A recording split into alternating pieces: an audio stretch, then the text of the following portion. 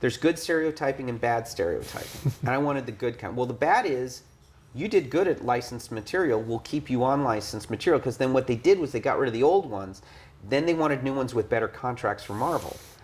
And I was under contract with Marvel, so you have to accept what they give you. And then the trick was, how do you make this interesting, you know? And I couldn't.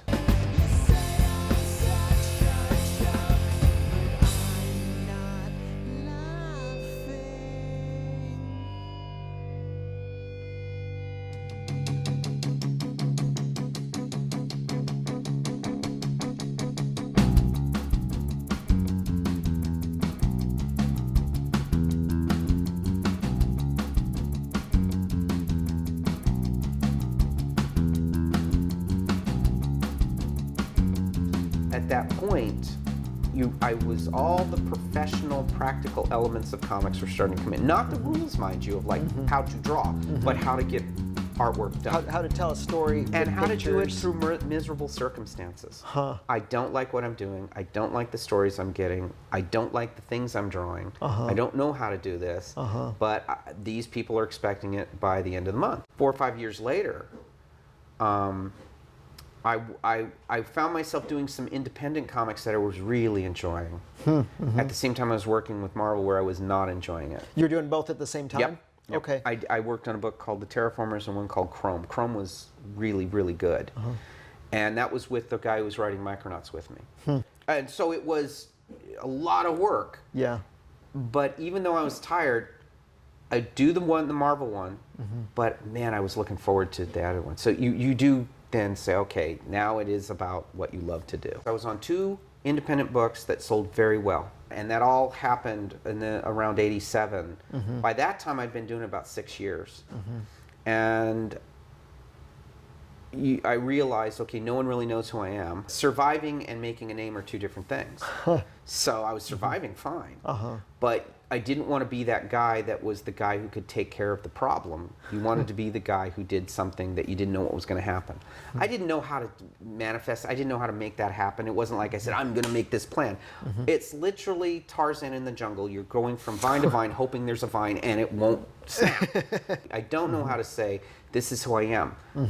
Those moments I'd get to ink myself would make a difference. On the Micronauts or something, I'd ink something on myself, a cover or as parts of an issue, and they would go, wow, this is, Kelley, Marvel would say, this is great. And I would think that would lead to something, right? And it would always be, and it would, and then, but it wouldn't lead to me inking myself. They would never really let you do that unless there was a problem. And anyway, the editor called me up one day and said, we have this book, and they said it was Dead Man. I went, oh, it's horror. And I've been waiting for horror. There's no horror in comics other than Swamp Thing. And I'm never going to get that. But you were familiar with the book already? I didn't know anything about Dead Man other than The Brave and the Bold with Jim Aparo, where he was one time with a couple issues with Batman. But I didn't know. All I knew from my collection was that Neil Adams did it, and there's this icon who did it, and it's a nameless, nobody cares about character other than the one Neil Adams did, so you know you're going to be compared to that. That's when I made him very skeletal and dead, and I just said, you know, being this guy who witnesses everything but can't participate, it's got to, you know, make it manifest on him, like, you know, if you drink too much or if you smoke too much, something like that. Now, I didn't tell them anything. I didn't say, I got this great idea, because they'll say no. They'll say, draw it like Neil Adams. Did you think this was a great idea, or is it just like, well, this is how I decided to handle it? I said, this is the idea that will get me fired and out of comics. But if I go, this is the way to go.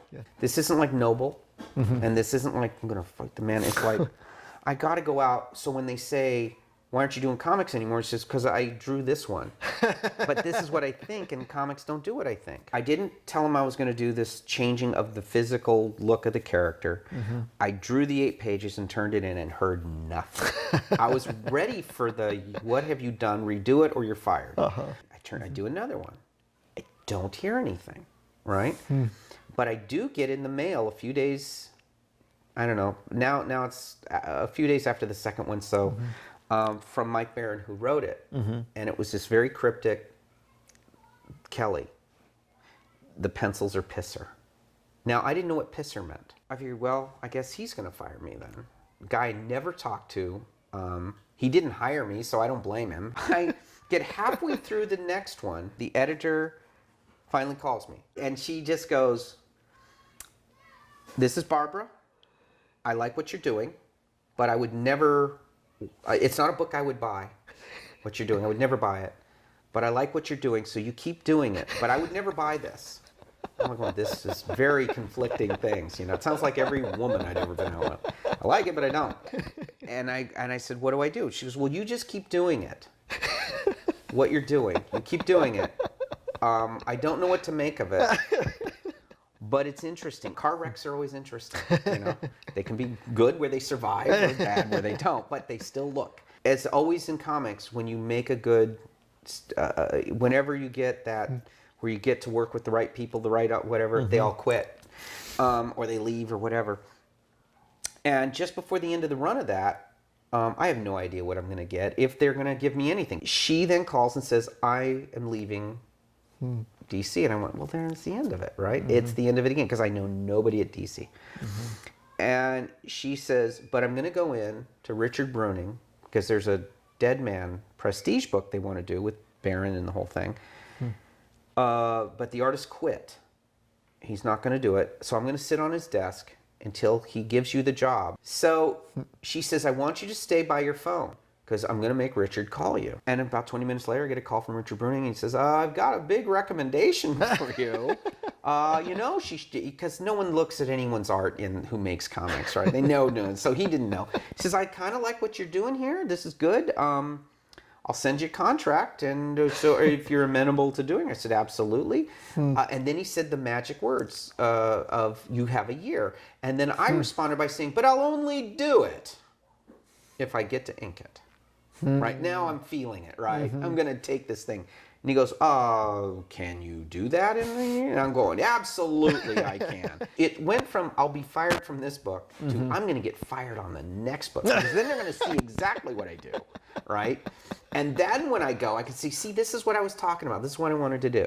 I never looked at these things in terms of success. I always looked at them as, okay, this is the last one, but I got to really enjoy it, because then the youth is over. It's still probably my favorite moment doing comics, because I was all by myself, sitting in the little garret, you know, as it was, just drawing this thing. And that really was the first comic book I did. I would say where I knew kind of in my head conceptually what I wanted. I was in charge of the complete art. It's like a director saying to get final cut. I finally got all those things.